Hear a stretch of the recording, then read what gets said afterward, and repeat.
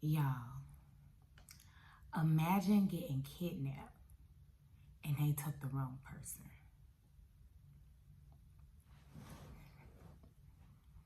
Imagine getting kidnapped behind the person you dating and they took the wrong person. If y'all haven't seen this show on Netflix, American Nightmare, I behoove you to go see it because this had me on, baby, an emotional whirlwind. I was cussing at the screen. I was solving the cases with the detective. I ain't gonna lie, I was the detective. Because the story is so insane, y'all. And if y'all haven't seen it, baby, I'm about to spoil it heavy for y'all. This is based on a true story, on actual events. Dang, I believe this took place in, I want to say California, y'all, but do not quote me on that. It might be in my notes, it might not, I don't know, but we're gonna get it started. So it's 3 episodes, okay? And it started off with Aaron. Aaron called the police and said his girlfriend, Denise, got kidnapped. He said 3 men came in, called him by name, told him to get down on the floor. Then he put blacked out goggles and foam headphones over his ears. And he said they put music on and it was kind of like a wind chime playlist, like a meditational, ocean waves, I guess like white noise or whatever. Said the men gave him NyQuil and Diazepam to knock him out. I want to know how he knew what it was. I had NyQuil, so of course that's a distinguished taste. Okay, cool. But what is Diazepam? And why he said these drugs so specifically, like you saw them make it? I'm just saying. Said they were wearing wetsuits and was there for Andrea. Who the hell is Andrea? Okay? Andrea is Aaron's ex-fiance that he still work with and want a relationship with. Now he with Denise, okay? He with Denise, okay? But he want Andrea. Now he ain't with Andrea because Andrea cheated on him, all right? And so they broke up, but he's still trying to get at Andrea. And Andrea was like, no, like, I am not about to mess with you like you messed up with Denise. Like, that's messy. If you want to mess with me, you need to end that. I'm just paraphrasing.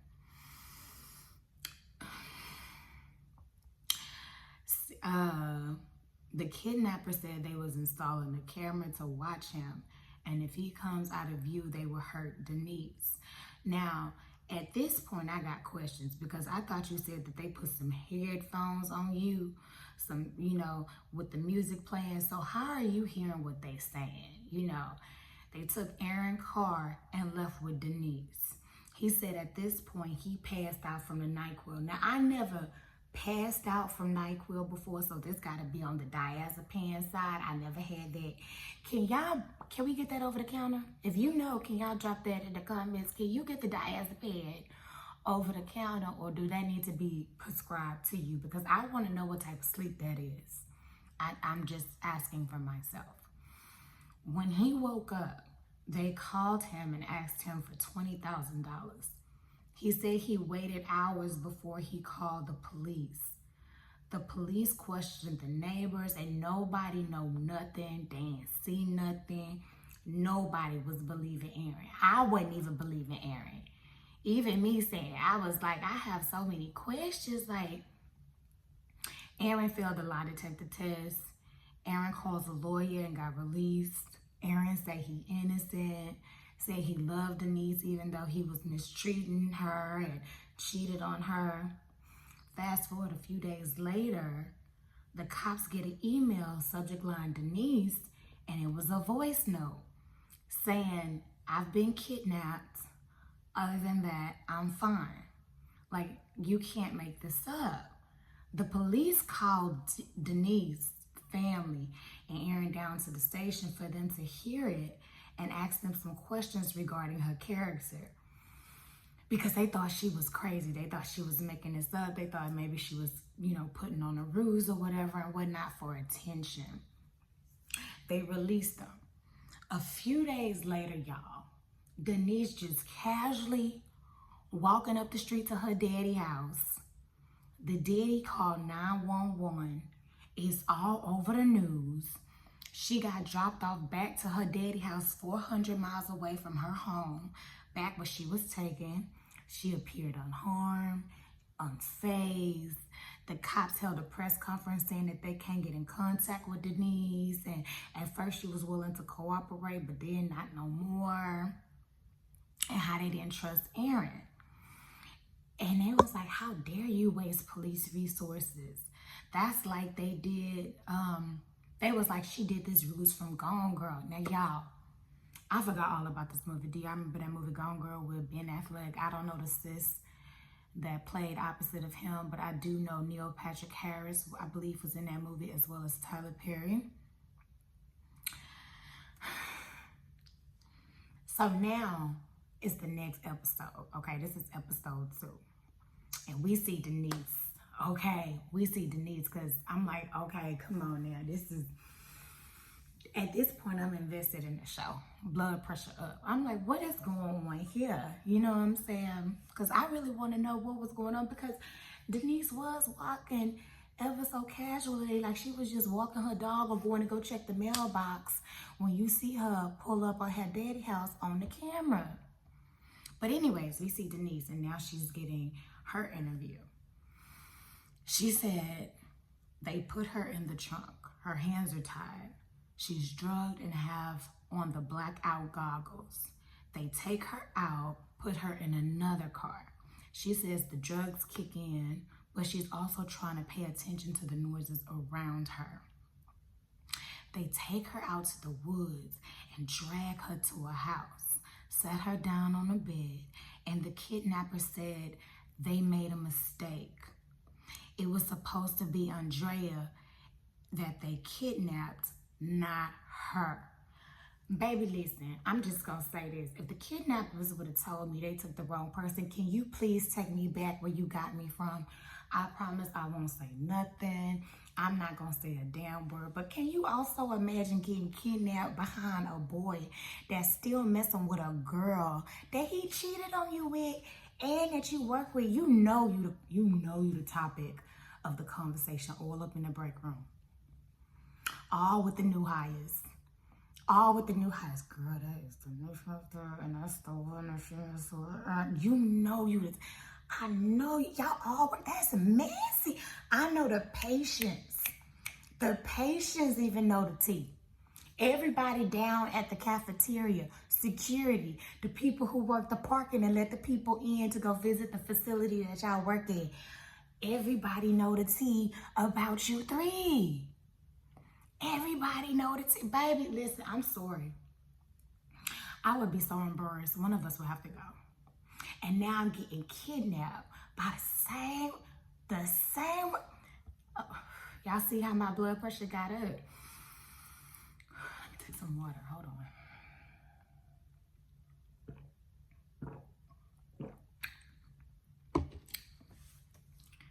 The kidnapper said Aaron was given instructions and the plans was to release her in 48 hours. She passed out from the drugs. She wake up to him playing music, taking her on bathroom breaks, talks to her about stuff, and she thinking everything is gonna be fine. Then he come to her later and said, we're gonna have sex. And he would have to record it for collateral. Took her to the bathroom after he was done R-ing her. And now at this point, she was allowed to take the goggles off and shower. So no traces of R, you know what I'm saying? No traces of S assault. It's been 28 hours since she's been kidnapped. And she says she wakes up to him cleaning up. She says she tried to look for a way out or a weapon, but she couldn't find anything. The kidnapper said he lost contact with Aaron and now they have to dose her up again. And his people about to figure out what they want to do to her. They said they needed proof of life, so they made her record the voice note saying, you know, that dry one that I said, hello, this is Denise. I've been kidnapped. Other than that, I'm fine. Says that she also needed to say like current facts of what was going on in the world. Says he needed to assault her again, but this time it needs to look consensual.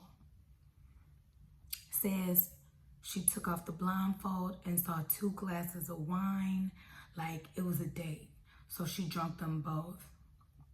It's been 40 hours at this point. They wake her up and show her a video of her family looking for her.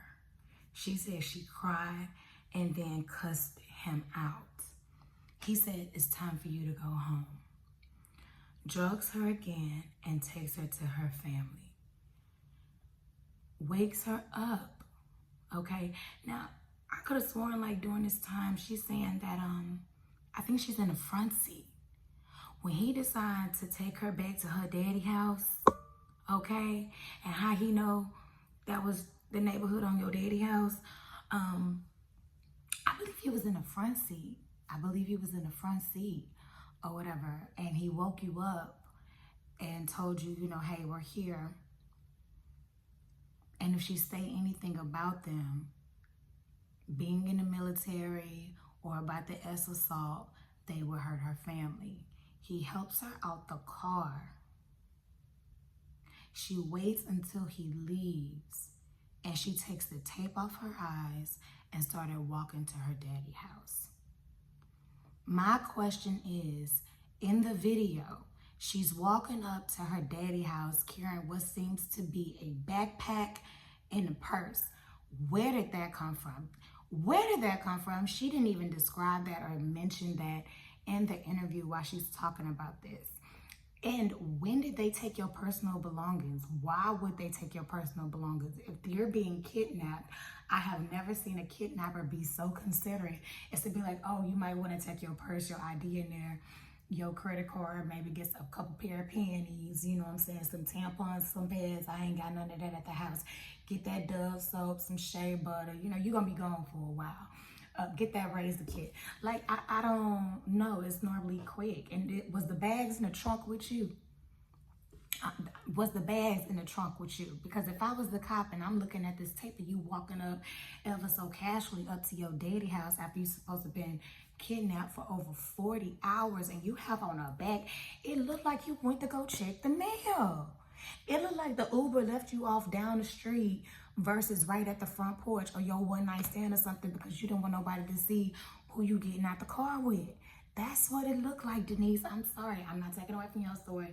Clearly, this is the truth because you wouldn't be on the Netflix with the show. But where the backpacks come from? Where the purse come from, Denise? Where did that come from? I think I even seen a bottle of water on the side. Where did that come from, Denise? Y'all, okay. Y'all made me lose my place. Hold on. Okay. The officers questioned her. She said she wasn't as assaulted and that she was scared to talk, so she lawyered up. Aaron don't believe anything he's saying about it being a hoax. She showed up to the lawyer and admits everything, including the assault.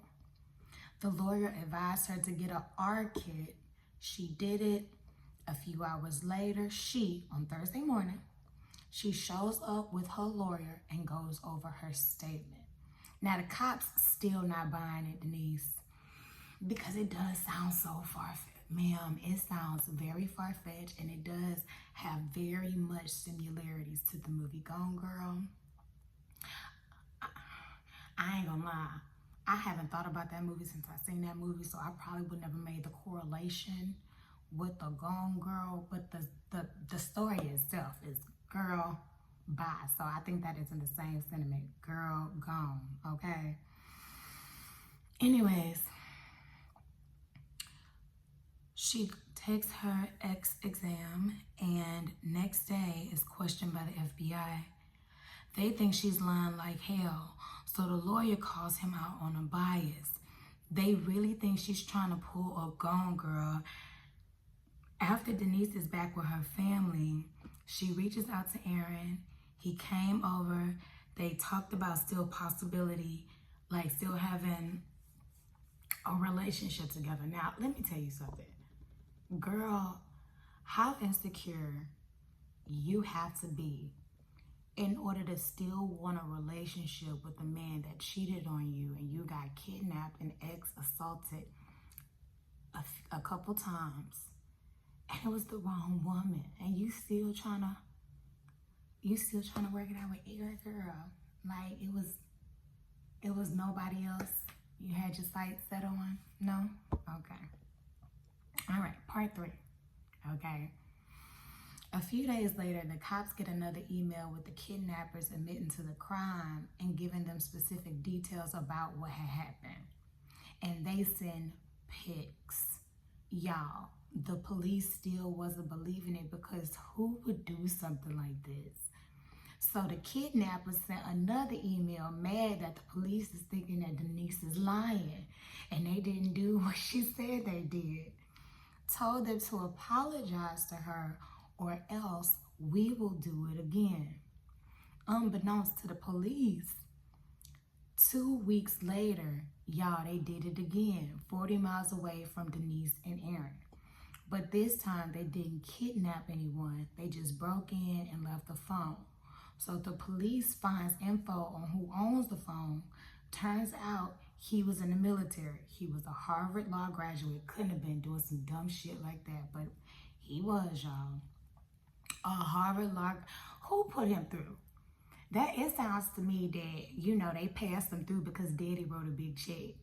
That was nothing but nepotism. Because how can you be so smart and so stupid at the same time? I would never know.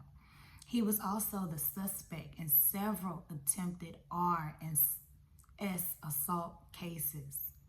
The mom indirectly tells the cops where the guy at to arrest him. The Harvard graduate, the kidnapper, right? The mom snitch on her son. She ain't mean to, but mamas, they talk a lot. So yeah, she was like, oh,